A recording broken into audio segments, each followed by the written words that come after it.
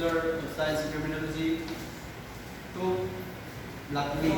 So, muna sa ang problem. If the workmanship exam scores of the police train follow a normal distribution with mean of 70 and standard deviation of 5. So, ang akong mean is 70. Kaya ang standard deviation is 5. So, ang kaning problem is dili na to siya masolve without the bell curve. So, nag-drawing na ko daan para dili na yung matas ng video.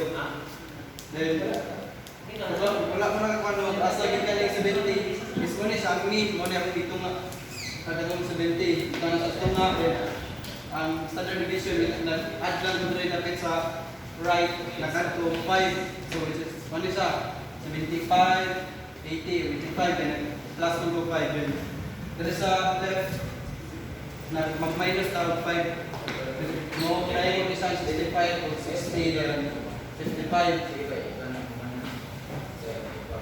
Then, kani sa 34 sa imabaw, naglibog mo kasi na maligig mo, dali sa gikan sa 68. Kat natin nga?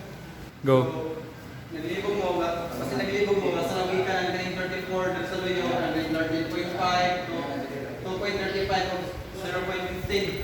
Dili niya ako nasigikan sa dito sa 68, 95 o 99.7. Just given na siya, katong gibupan sa Douglas Imam. So, nata sa pag-student, what percentage of trainees are expected to score above 75 based on the empirical rule? So, which is 1 month above na sa pasabot na niya is mataas. So, dali ito magsugod. 75 mataas. So, at 13.5, 2.5, ay 2.35 o 0.15. 60. So, direta magsugod sa 75 pataas. So, 13.5 plus 2.35 o 0.15. So, answer nas niya ay 16%. 16%. So, gusto mo to sa number 2. What percentage of trainees are expected to score between 60 and 75? So, between man, ang sabot niya is tunga nilang dua.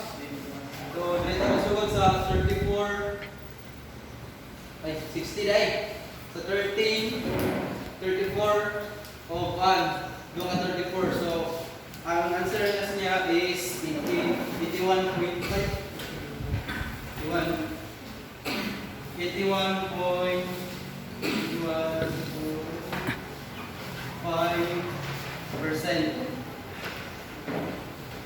Okay, tunga mo lang doon. Then, sa number 3. What percentage of trainees are expected to score down 70?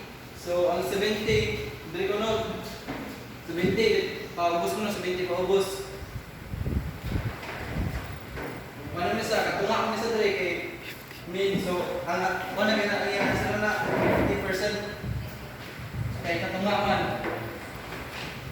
So, yun, mura tuloy. Thank you. Ulang na ko.